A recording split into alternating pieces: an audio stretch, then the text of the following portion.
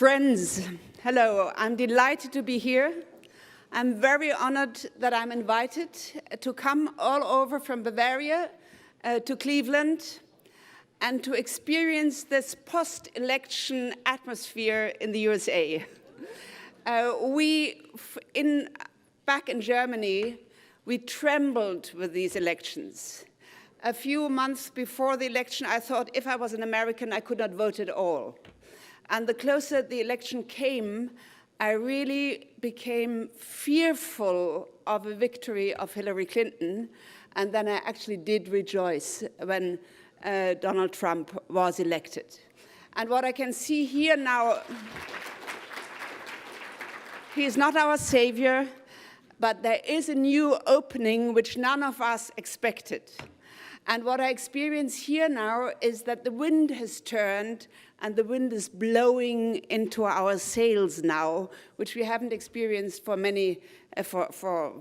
decades of this severe battle. The battle will get more severe, but now the wind in this country has turned. And I also remember when Obama, before his election, was in Berlin and shooting photos in Berlin. And then, I don't know, when he came out with this phrase, "Yes, we can." This is a totally American phrase. That's the optimism of Americans, yes, we can.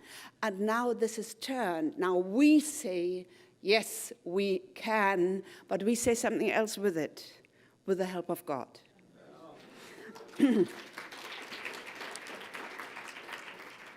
So here's this upheaval, which I'm very happy to experience for 2 days. Europe is in a state of depression. Germany is in a state of depression. How could we not be in a state of depression, having the demographic development we have of 1.3 children per woman, and an uncontrolled flood of migration into our country. Germany is the center of it because it's the richest country in Europe, invited by our Chancellor Angela Merkel, uncontrolled, and this is only the beginning because millions and millions and millions of people in very severe situations are just waiting to come to the promised land, Europe. When they arrive, they realize it is not, the promise is not kept. But that is the situation in our country. I was very moved when, at the beginning of the conference, there was the pledge to the flag. If you did something like this in Germany, the whole nation would call you a Nazi. It would be absolutely impossible to do anything like this, yeah? The only time when we are allowed to say, oh, it's good to be German, is when we win the football World Cup. That's the only time we are allowed to put flags on houses or on cars, never at any other point. It is immediately stigmatized as nationalism, even Nazism. So how can you not be depressed? That is the atmosphere in Europe. I've been traveling a lot around the world to countries I've never been to: Australia, New Zealand, Hong Kong, Taiwan, Ukraine. Ukraine is Europe, but the other countries. And my heart just bleeds for Europe. Europe is such a magnificent culture, founded on Christianity, deep roots in Christianity. You have these churches, these cities, the art, the science, which is also grew up on Christian roots, architecture, music, unparalleled. And when you travel in Europe, you see that, yeah? Different brands of Christianity all over Europe. And we are from inside now destroying that, and my heart is bleeding because this is happening.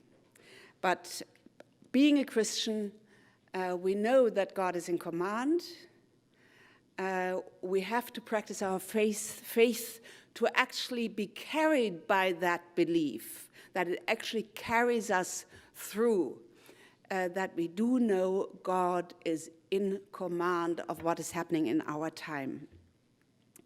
Before I get into this topic of gender ideology, let me say a few words about who is speaking to you, about my own path to God. I come from a Protestant family without much practice of faith. I was baptized with 8 years of age by my own will. I came to my mother in tears. "Mommy, will I get into heaven if I'm not baptized?" So my mother had her 5 children baptized. Then I got into the student movement because I had a left-wing father, so the path was open, and studied sociology in Berlin. There's a German word, Mitläufer. You just run along. You are not a leader, but you just go with the tide. This is what I did at the time, but I always realized something is very wrong about this. Then I had an experience of God in 1973, a long time ago. And from then on, I consciously searched for God, but in the social area in which I was at home, that was psychology, left-wing politics, and esoterics. That search lasted for 20 years. I'm married, we have 3 beautiful children. Our marriage broke up, never in contact with the sacrament of marriage. My mind was not enlightened, or our mind, what marriage really is.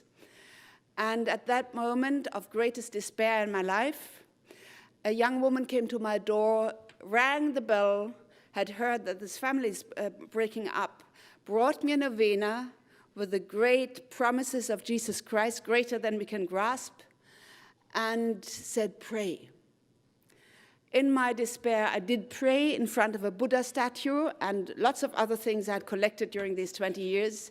And at the end of this novena, I knew I would become a Catholic. There was never any doubt. The path was very straight then, and there's no doubt to the present day, and I'm incredibly thankful every day that I did find the flow of grace within the church. This flow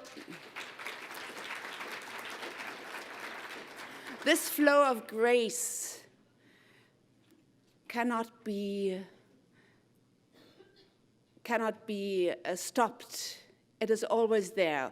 We will have less churches, less priests, but still, as long as we can travel, we will find places to dip into this flow of grace, which comes to Catholics through one path is, and maybe the main path is the sacraments. And we can nourish our thirst for God out of this flow of grace, which is available in our church, despite all the very troubling developments about which John Henry has just given us a very clear image. My first book was called My Path to Mary, The Power of Living Faith. It was a diary of my conversion. It could just as well be called My Path to Jesus. In fact, it took me 20 more years to actually find a real living relationship to the mother of our God, and I find it a painful situation that we Christians are separated by on our way we perceive the mother of our Lord Jesus Christ. Then after that first, I sort of went around, gave witness here. I come from all this zeitgeist into the church. Then I discovered, and we are coming now close to our theme, the issue of sexuality. And I realized that it is the misuse of this beautiful divine gift of sexuality that gets this society into chaos and into trouble. It is the misuse of sexuality is behind contraception, behind abortion. And if we go wild with sexuality, if we do away with all moral limitations of sexuality, Of course we need contraception, and of course we need abortion. And I think it has to be parallel. We have to come back, we have to reharness sexuality within a faithful marriage. You know, we have broken it up and it's all over the place, addicting people. We have to I don't know whether the word is correct, get it back into the vessel of marriage.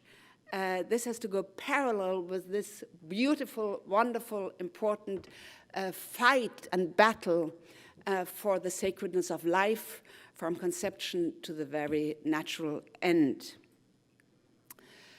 I wrote my first book on gender ideology, which is not a term familiar to you, as I sort of find out. In Germany now, people know what we are talking about when we speak about gender ideology. Here, I don't think you use that word so much. I wrote my first book 11 years ago. It's called The Gender Revolution, Relativism in Action. Could there be more relativism than not accepting that we are men and women? I mean, it's just lunatic asylum, nothing else, yeah?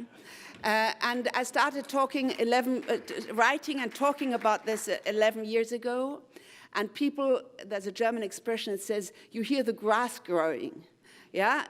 She's exaggerating. People didn't take it serious. And the grass indeed was growing, and now people see it has permeated the whole culture.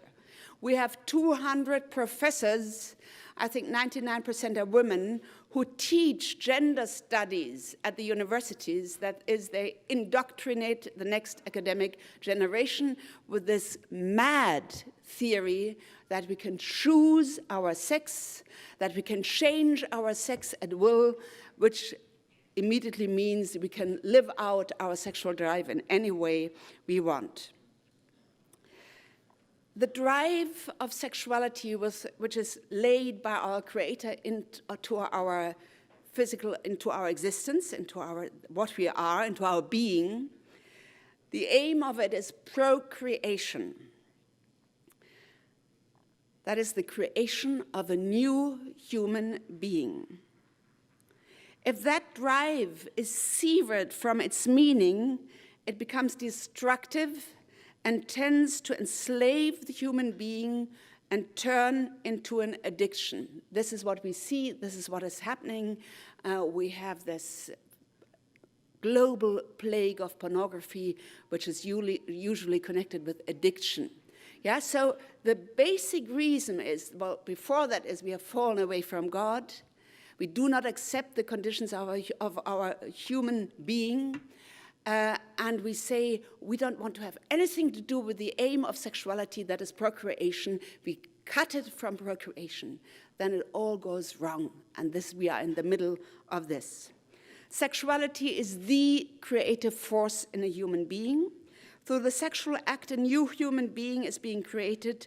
There is no greater work of art than a human being with its unlimitless potential. When we look at a newborn, we are struck by the mystery. There's so much more to it than flesh and blood. The human being has a soul, and we can see it. You know, if you see a sleeping baby, you can see that mystery behind the eyelids. It sort of shines through the mystery of the human being. And I've just become a grandmother with my first grandchild with great joy.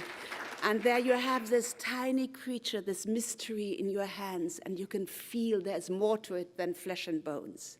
This soul is not created by the sexual act. This soul comes from God, and as believers we know this soul is eternal. And as John Henry already said, as our deepest wish for our children is that they will reach eternal life, which is promised to us by Jesus Christ. All this has broken down. Large parts of Western society have fallen away from God and landed in the two-dimensional flatland of desire. The autonomous individual has usurped the throne of God. It says there is no God. I decide what is good and evil. I don't care about commandments. I adore myself. I adore my own creative power, and our strongest creative power is the power of sexuality. I adore something that is not God. What is the biblical word for that? I adore an idol. The Bible warns us 200 times of adoring idols. Why? God needs sacrifice. Our God has sacrificed his own son to redeem us. The false god, the idols, also want sacrifice. What is the sacrifice for the idol of sexuality? 50 million slaughtered, torn apart, poisoned children every year. That is our sacrifice for idolizing sexuality as a god. In Revelation 22:15 it says, I am the Alpha and the Omega, the first and the last, the beginning and the end. Blessed are those who wash their robes, so that they may have the right to the tree of life, and that they may enter the city by the gates.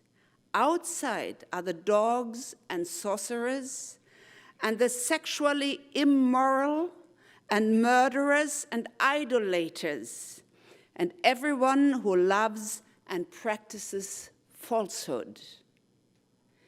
Even to quote the scripture has become dangerous.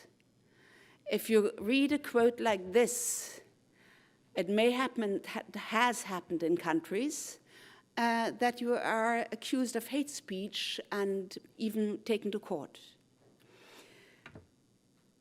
So it is a way of not being nice. I have never been nice in the work I do. I'm proud to say. So I have demonstrations often when I speak and so on. It is a way of not being nice simply to quote the scriptures. Gender ideology is falsehood per se. Falsehood that does not even try to hide. It just says what is, isn't. There's a new word for this. I've learned it just a few months ago, post-factual. We don't care about facts anymore. We define what is fact. We define what is reality. We don't care if you say you are a man. Yes, of course I will call you a man. Yeah, there are these YouTube videos on campuses. They are asked, if I say I'm 20 meters high and a Chinese and a man, what would you say? Well, if you feel good about it, it's fine with me. Yeah, those are the answers. Yeah.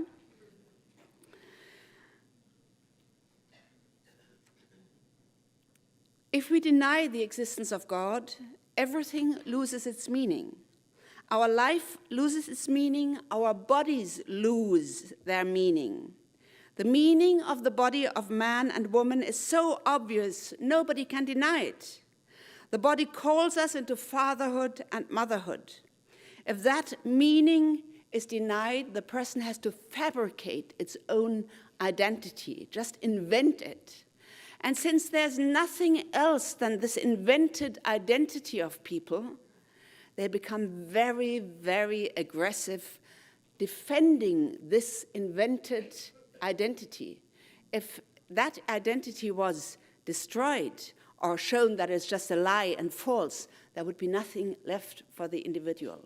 I think that is a dynamic which explains some of the very aggressive, increasingly aggressive actions of the LGBT lobby. So now let's go into this, speak about what is gender ideology. I want to show you, the first book was 11 years ago. This is the Global Sexual Revolution, and the subtitle is important, Destruction of Freedom in the Name of Freedom. Yeah, all this is sold to us as tolerance and as freedom, but in reality we see freedom, the basic democratic freedoms are being squeezed and pieces cut off and put out of function. This is the process we are in a new totalitarianism arising in front of our eyes. How did all this come about? I told you I was in Berlin at the time of the student movement in '67. Then I already left Berlin and went into the province of Germany and another university in '67. But I was sort of in that upheaval at the time. For the young people here, I want to just describe to you a little bit what it was like before that '68 student rebellion. Because you won't believe it, yeah? It's like a fish swimming in dirty water and who has never seen clear water. You believe that is the normality, but it is not. Before that upheaval, divorce was rare. The woman movement had, thank God, achieved equal rights. That was indeed necessary, but had not yet demolished male authority and motherhood.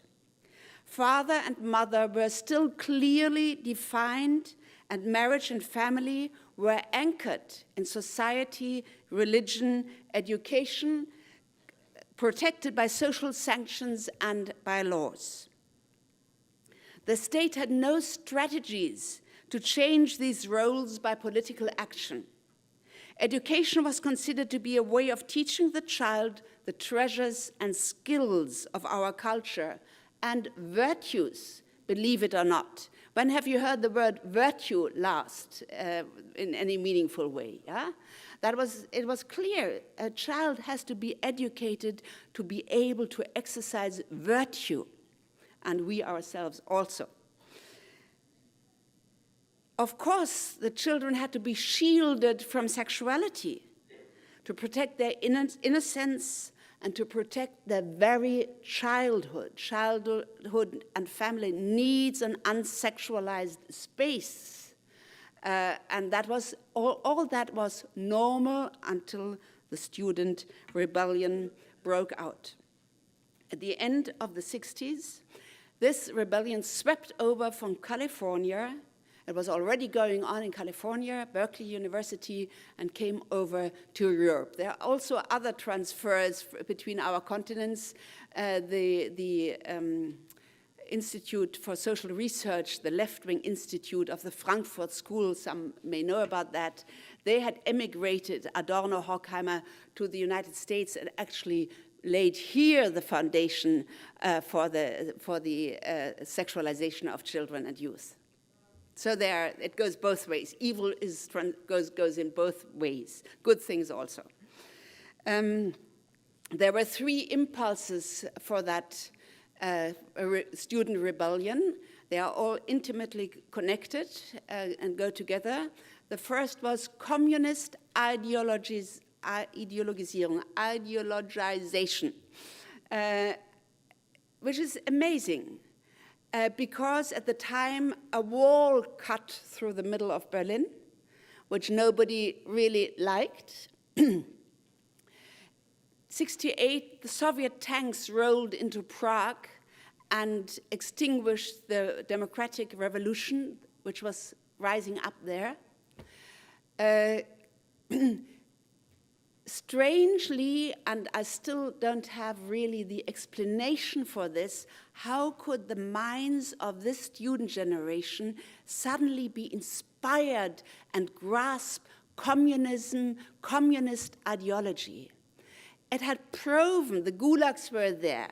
Yeah, we were all, somehow in Germany at least, but that is still not a sufficient explanation, we were all banned by the Holocaust. This was the only evil we know, and it's now part of German identity to just look at the Holocaust and nothing else. Yeah, it has become part of our identity in Germany. Why did we sort of hook on to that ideology? The ideology went through changes. Could somebody bring me some water, please, kindly? Is it there? Oh yeah, sorry.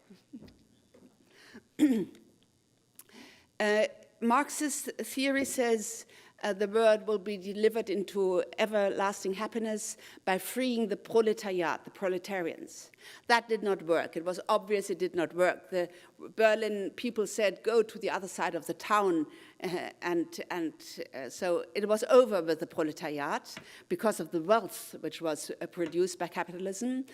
So it changed into cultural Marxism. And cultural Marxism said, who is the new revolutionary part of population?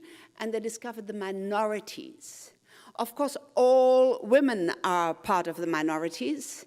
And then the homosexuals, any kind of minority, was discovered as the revolutionary subject. So the second impulse of that movement was radical feminism. As I said already, feminism was important. We had to fight for equal rights. We needed that. But it turned into radical feminism, and that meant the right for abortion, a fierce battle against motherhood. Get out of the slavery of motherhood was the battle cry of Simone de Beauvoir, who wrote the most important book in that area. And it demolished, really, feminism, went against men, went against women as mothers, went against the child and said, it's our freedom to kill the child in the womb. This is part of our freedom, and they're still battling for world human right to kill the child. This battle, as you all know, is not in no way over. And the third impulse, and they all go together to the present day, is so-called sexual liberation. At the time, there were two communes in Berlin, and they propagated, lived, and were in the media, sex, anybody with everybody, also with children, in front of children, and amongst children.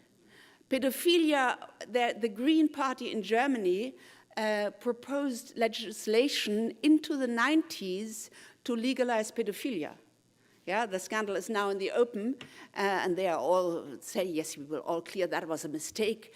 But the media don't care about mistakes if the left wing makes mistakes. Yeah, it is no big deal for the media. They just say it wasn't right, and that's it. So this is the beginning of sexualizing children. And it also had predecessors. That one of them was Wilhelm Reich, a pupil of Sigmund Freud. And in the pre-war area, he founded a movement, the sex pol movement. He was a communist also. He wanted to bring down bourgeois society. And he said the best way to do this is by sexualizing children and youth. Yeah, and he went around and said, children have a right for sexuality, let them live out their sexuality amongst themselves with grown-ups in any way they like. Now we have this policy by the leading elites of our earth. Yeah, it's the United Nations and the European Union who actually power in that direction and to get all these programs into our schools. The movement took yet another turn, yet another radicalization, and it is an American philosopher who actually formulated the theory, the gender theory. It is Judith Butler. Does everybody know her here? No? Who does? Oh, well, amazing, yeah? In Germany now, I mean, I'm probably contributed to that. Everybody would know her name. Yeah, and she actually had the immense courage to attack the binary structure of our human existence. Can you believe you sit at a desk and you write up in very complicated language so everybody thinks you know more than she knows more than I do, and philosophical hiding, but it wasn't hidden all that much. She says, let's do away with the binary structure of human existence. We do away with man and woman. She says, there is no such thing. It is all social. It's all constructed by society, by language. Just because we have always heard we are a girl or a boy, that's why we behave like a boy or a girl. And this is suppressing, and we have to do away with it. It's a question of choice. Gender, biological sex has no relevance at all for our being. It is all constructed gender, and so we can do away with it and construct our identity just as we please.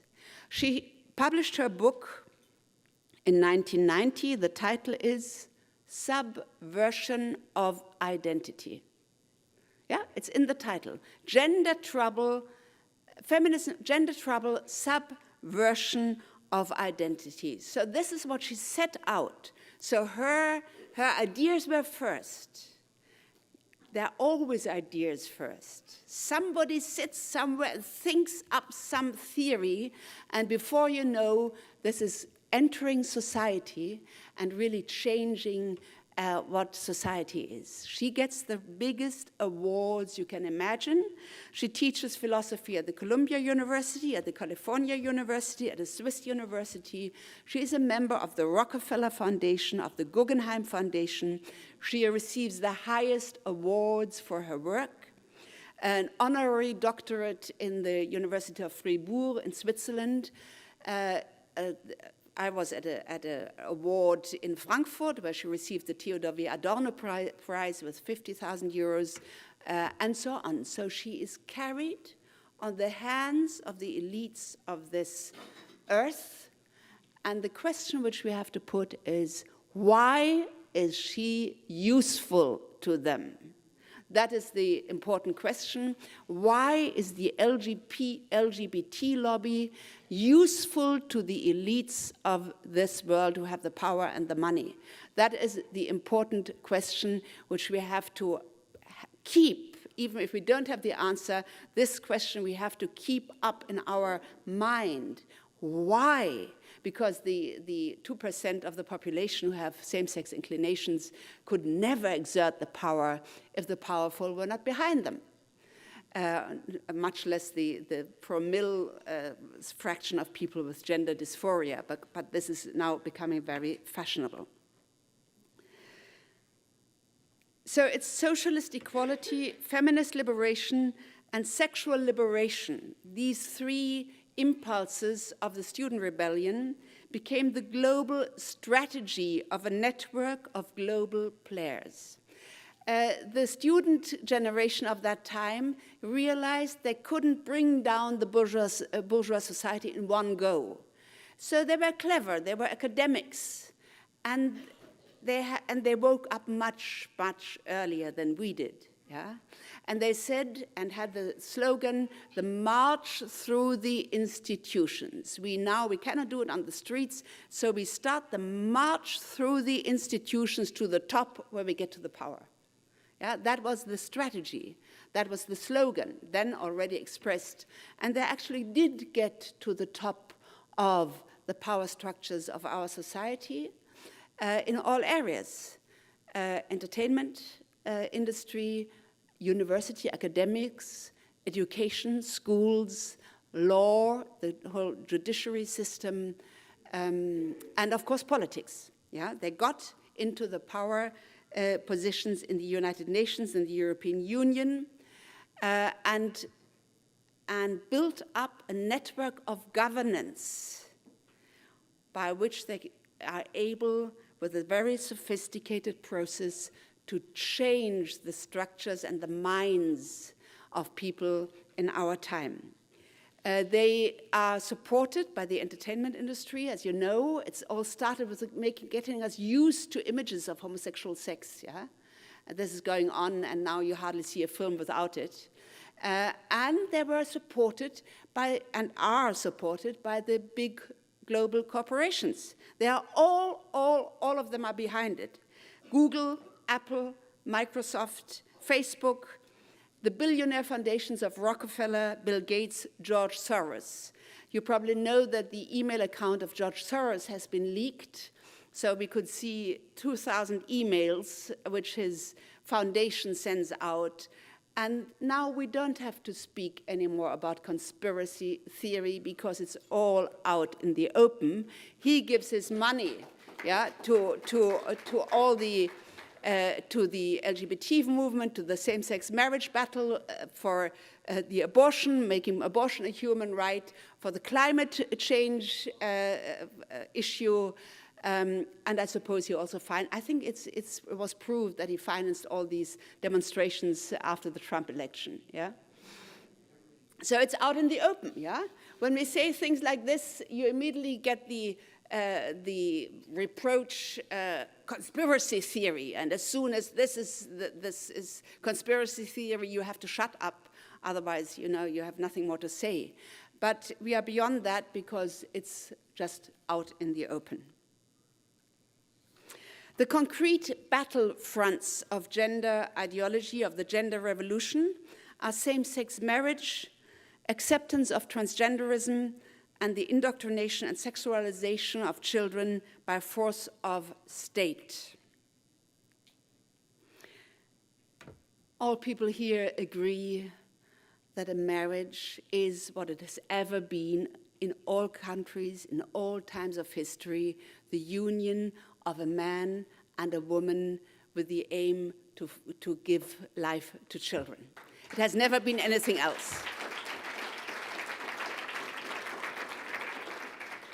And the Universal Declaration of Human Rights, as you all know, it says the family, Article 16, the family is the natural and fundamental group and unit of society and is entitled to protection by society and the state. The fathers of this declaration would never have dreamt that a same-sex partnership could be defined as a marriage. They protected marriage and family as a human right, and marriage and family come before the state. The state depends on it. It's not the other way around. We do not receive the permission to have marriage and families by the state. It's the other way around, and the state should protect marriage and family because the state depends on families to educate children, to give birth to children, to educate children, to bring them up in a way that they can be loving human beings which do a service to the larger society. We need families for that, and we all see what happens if family breaks down. If you call a frog an eagle, the frog does not become an eagle. It just confuses people who have never seen an eagle. Yeah, and I'm just astounded that all this madness can go on, yeah? And that people do not say this is madness and just do not buy it, that you have judges in your Supreme Court, yeah? You have 4 wonderful judges who said this is wrong what is happening here. But how is it possible to deceive people to that degree? It is easy to say there's a nation who wants to reign over the whole world. It's understandable. It's a human impulse. It is easy to understand the proletarian revolution because there really was misery that needed to be a change. Yeah? But what is happening now is it is a top-down revolution. There's no basis for it. There are no masses who say, oh, I'm so molested by my sex, I have to change that. Yeah? These people do not, I mean, there is a psychiatric condition, and it's still in the diagnosis list, yeah? I'm not transphobic saying this. It's in the official diagnosis list. It is a psychiatric condition if you cannot agree to your sex, yeah? It is very amazing, and it is an implemented revolution from the top to the bottom. That is new. Normally, revolutions rise up from a state of widespread suffering and then society is changed. Same-sex people cannot become one flesh, they cannot procreate. But since all this propaganda is going on of human rights, and we all must have the same marriage for everybody, yeah, is the slogan. We must have the same human right. And if we do not have children, which we cannot have, we are violating the human right of same-sex couples. So what is happening? In some countries, same-sex couples are allowed to buy the ingredients of the child, to buy the sperm at a bank anonymously, to buy an egg of a woman. From her womb it is extracted, it is bought with money, to have this fertilized in a chemical, in a laboratory, then deep freezed. The human being has been created, yes? Sperm and egg have merged. There is a human being. It is deep freezed. It is transported maybe to India, where there are camps of poor women who rent out their body to have a child grow in them, give birth, by cesarean, of course. I have been pregnant 3 times. You have a child of a stranger in you, and it grows in you, you give birth, and then a couple stands in front of the door, pays you a check, and takes the child away. Where have we come to? Where have we come to? Is there not a deep, deep, deep Erschrecken? Here's my translator. Erschrecken? Well, terror, yeah. And why does this not cause deep, deep terror in our souls? What is happening in the midst of us? One thing should open our eyes. The LGBT movement battles for aims it does not want. The estimates are that official estimates that about 2% of the population have same-sex attractions. In countries where you have legalized same-sex marriage, only 2% of the 2% make use of that new legal possibilities. So why is this war going on? If there's only a tiny minority, 2% of 2%, once they have reached that, they couldn't care less, which is no surprise because the life of homosexuals is promiscuous. Yeah, that's the normal lifestyle they have. Why should they want marriage? So they are battling, it's quite obvious, for another aim, and that aim is to destroy marriage and family. If we redefine marriage independent of sex and procreation, why not have marriage between several people or a whole household? Why not allow sex with animals? Where's the problem? 2016, the Constitutional Court of Germany prohibited sex with animals because the well-being of animals needs to be protected.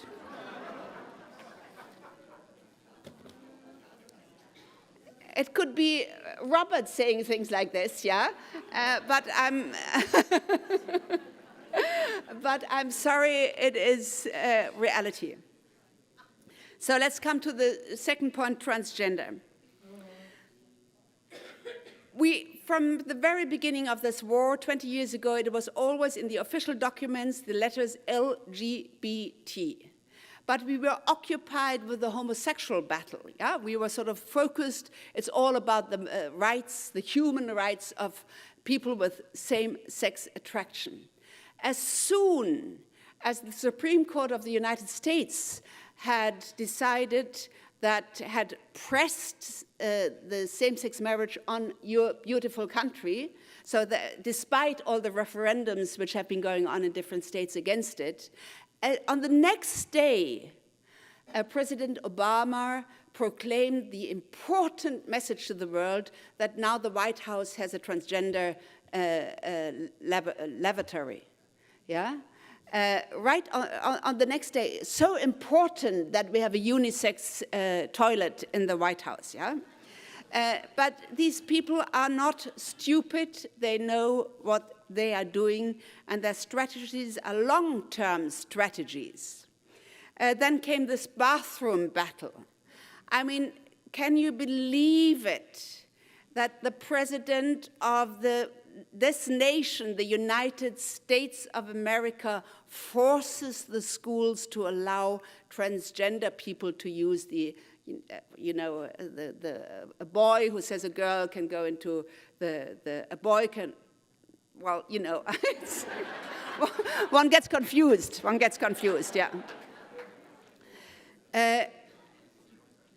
Immediately after the Supreme Court had this decision, the transgender tsunami began to roll. The message is you can change your sex voluntarily. Judith Butler had formulated in her theory in the 1990s. Just proclaim it. No medical diagnosis is needed, no operation is needed, but of course you are allowed by law to mutilate your own body, and the insurance system will pay for it if this is what you need for your happiness. The problem is no happiness is derived from that at all, but even people, adults, who have undergone transgender measures by hormones and even operations, the suicide rate is 20 times higher than in the average population. I looked into the New York City human rights law. It is really amazing, yeah?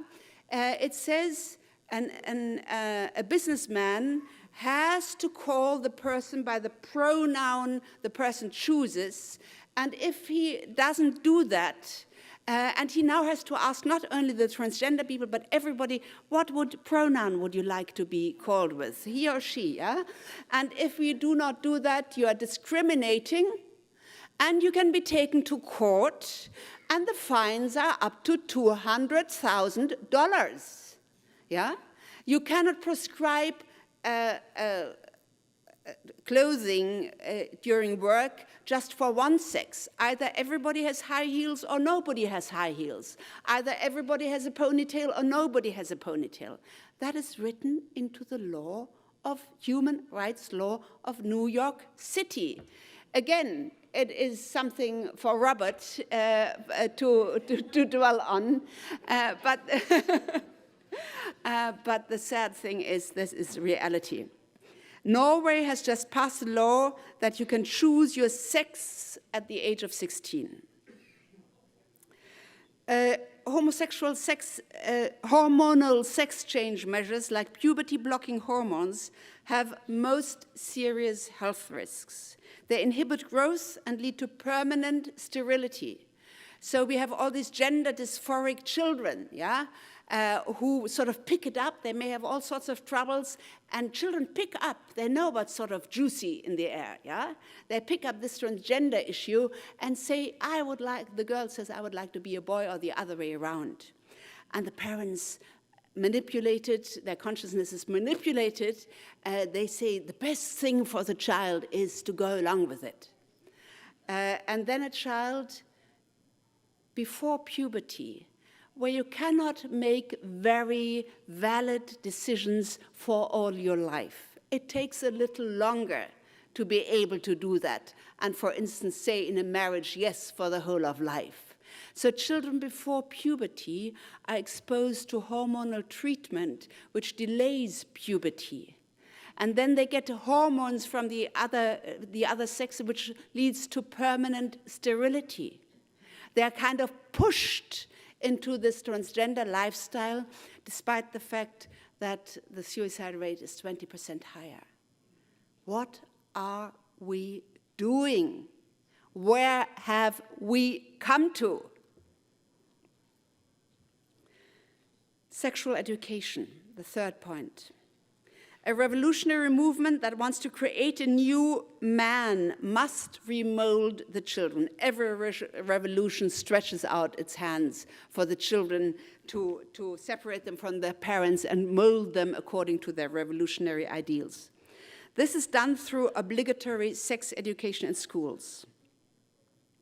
The current standards for sexuality education in Europe, issued by the World Health Organization, together with the German state institution, advocate the following. You can find it in the internet. World Health Organization, in charge of the health of the world population. They recommend the following, and they are just one organization. Behind it is the UN, the EU,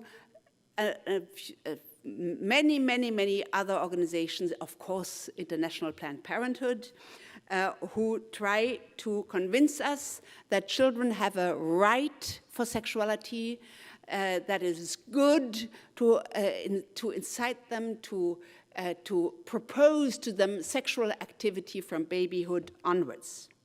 So in these standards for sexuality education in Europe, this is what they recommend. Masturbation for children beginning in the age group of 0 to 4, and constant encouragement for masturbation in all age groups. Acquaintance with different sexual orientations beginning in kindergarten. Dissolution, by giving them books, The Prince Marries the Prince. Dissolution of gender stereotypes in kindergarten. How do you do that? You give boys princess dresses and the girls boxing gloves. You ask them to come in the clothes of the other sex into kindergarten, and things like this, yeah? Support of the rights of the child to sexual activity. They educate them in sexual diversity. There are all sorts of ways how to deal with our sexual drive, and forcing children to verbalize sexual issues, teaching them pornography competence by showing them pornography and saying, well, whatever, yeah, there's an exaggeration, but you get them into the pornography. And preparing children for the first time by forcing them to pull condoms over plastic penises and distinguishing their flavor. The result of these social experiments on the young generation is the destruction of the sense of shame of children, of their innocence, of their very childhood. Yeah. How much longer do I have?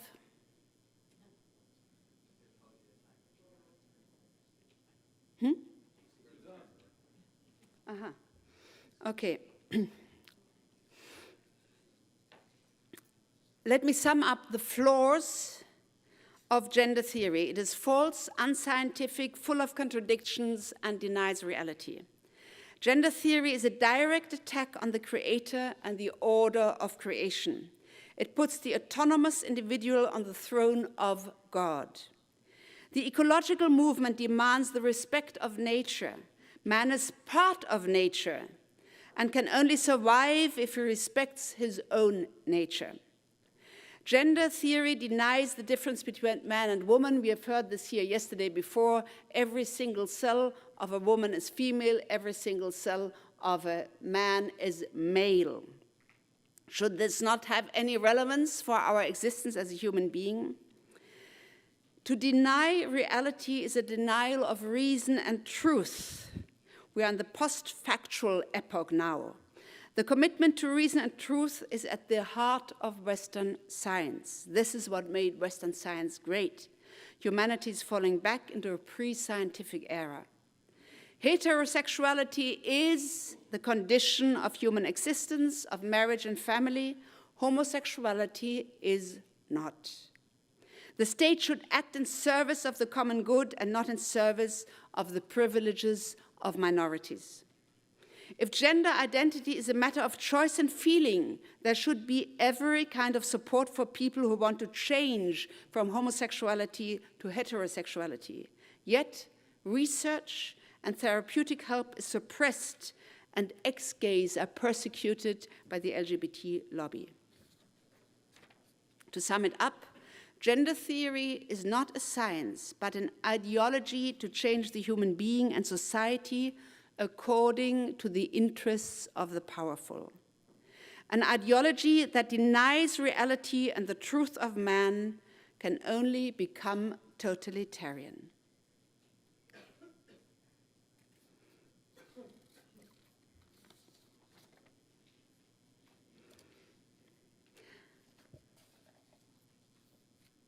I have to leave something out. I suppose you are all aware here that we are actually moving into a new totalitarianism where the basic democratic freedoms are restricted. We hear all these cases of bakeries, florists, midwives, professors, preachers, and bishops who are forced to quit their business or their profession because they obeyed their own conscience. This is at stake.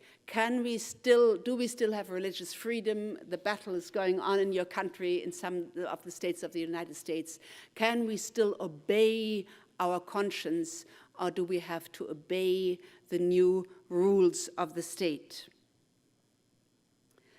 Social mechanisms ensure that people speak and think and behave politically correct, and it is really a relief that you now have a president who doesn't give, I'm sorry.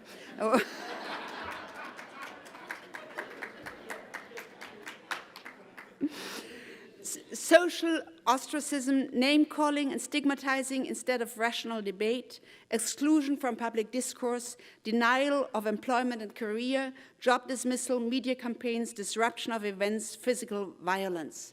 All this is happening, and I could tell you many stories of having experienced these things myself. Can I have 5 minutes more? Thank you. The pressing question is, why is all this happening? In whose interest is it? Who profits from it? Cui bono is the Latin phrase for that. What we see happening is the destruction of everything that gives identity to the person and thus makes him strong. What gives us identity? The things we would die for, or some people would be prepared to die for. That is our religious faith, our family, and our nation. And we are not allowed to draw our identity from religion, family, and nation anymore. It would be foolish to believe that the destruction of identity is an unwanted side effect of politics and strategies that aim for the common good. I do not believe any longer that it is a side effect. I believe that this is intended. We have seen that the rich and powerful push this agenda globally in every nation. We know that the gulf between the rich and the poor is constantly increasing, also in Germany. Fewer and fewer people own more and more of the world's riches. Let's face it. The destruction of identity is what the governing elites of this world want. The UN government, the EU, the billionaires and their foundations, the global corporations, the global NGOs, in short, the global networks of governance. Why do they want it? Because these policies reduce world population and create uprooted individuals that are occupied with consumption, sex, and survival. They can be manipulated and controlled. They are unable to stand up against the powerful. Thus, the way is paved to a new world order. We see all this happening, and I think it is important to have a clear sight of the historical moment we live in. But what does all that mean for our own life? What can we do? The good news is there are movements of resistance rising up everywhere. There are changes in government in European states, like in Poland and in Hungary, and in the United States of America. There are new conservative parties rising up in many nations. This is a dangerous path. Yeah? If a right-wing political move is not founded in faith, it can go out of hand. It is dangerous what is happening here, and we have no idea where all this will go to. But the conservatives are actually rising up again. There is persistent resistance in the United Nations and the European Union by conservative representatives of nations and NGOs. And they're doing a wonderful job with very little financial means compared to the other side. There are mass demonstrations against same-sex marriage and for the family in many nations. In Mexico, in November 2016, 1.5 million citizens were on the streets, and they actually managed to, that the same-sex marriage law was not implemented. They tried the same, yeah. They tried the same in Paris. Millions of people on the street, the socialist government couldn't care less. Wherever there has been a referendum on the question of same-sex marriage, the people are against it. There's one exception, that is Ireland. The battle was fierce. Millions of money poured into the country for the other side from American sources. The state, the media, even the police were for same-sex marriage, so this was lost.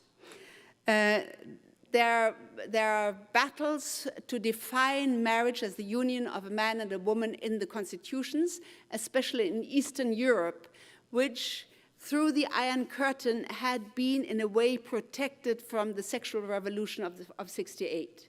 And there are now 13 European countries which have codified marriage in their constitutions as the union of one man and one woman. Every step of resistance is important. We fight for the dignity of man and the freedom of our societies, irrespective of our human calculation whether we will win or lose. David, when he faces Goliath, says, "The battle belongs to the Lord. Our battle belongs to the Lord." And I'm absolutely delighted about the name of the main woman here. Thank you. Sorry, old age. Molly, yes. I'm delighted what Molly says, that we are not going to be nice anymore. And other people said that too. It is time that we proclaim our faith openly. Yeah, it is because we can only, in the political battle, because we can only win with God. And so we might as well say we are his troop. There is hope. I do believe it is necessary to look behind the ideologies of our time so that we can resist the manipulation of our consciousness and the overwhelming pull into evil of the society we live in. How can we nevertheless live joyfully, positively, and with hope? I suppose most people in this hall believe in God, treasure their families, care for their kids, hold on to moral standards, treasure the traditions of their nation. There are millions and millions of people like us in every nation. We are no doubt the vast majority of this planet. Do we believe that God is still in command of his creation? Do we believe that he's preparing a new creation in the midst of the seeming victory of evil? Do we believe that there is resurrection after crucifixion? Do we believe what Mary said 100 years ago? John Henry spoke about it. My immaculate heart will triumph.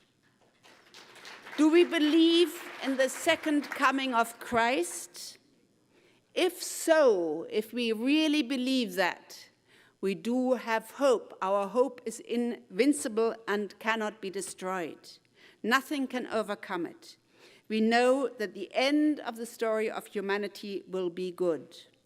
And finally, do we truly believe in a God who knows you and me, and more than that, who loves you and me as the singular person as which we are created, unconditionally, a God who listens to us when we speak to him, who has a plan for our life, who wants to be with us, who wants us to be where he is and prepares a living space for us in eternity. If we live the kind of life that allows our Christian faith to blossom into hope and love, what are we to do in this world now? If this society created a culture of death, we have to build a culture of life. You are all engaged in that. If Western culture has fallen away from God and put the autonomous individual on the throne of God, what do we have to do? Let God be the God of our life. Let us give our life to God. This goes deeper and deeper. We do that, we proclaim it, and then we see how much we still have kept back. So let us do this salto mortale and give our life to God. If Western culture is drowning in demoralized sexuality, thus destroying marriage and family, what do we have to do? Rediscover chastity and contain sexuality in the vessel of marriage. Teach it to our children. Thus, we create the space for enduring love and a happy family and healthy children who will create a new society. If radical feminism has debased and disempowered men, displaced and disempowered women and mothers, and killed millions of unborn children, what do we have to do? Become true men and women, true fathers and mothers, and rejoice in the complementarity of our nature. Give life and protect life. Let the Mother of God give us the grace to do so. If Christians have become unsure and timid of their faith, what do we have to do? Live our faith and confess it proudly. Christians are called to be the salt and the light of the world. No totalitarian dictatorship can keep us from living the good life. If we do, our eyes will open. We will see clearly, and we will be able to act. God will show you what to do, how to use your gifts for his kingdom, how to save yourself, your family, your country, how to bring America back to life. The enemies of truth and love are strong, but reason, nature, and God are stronger. I thank you very much for your attention.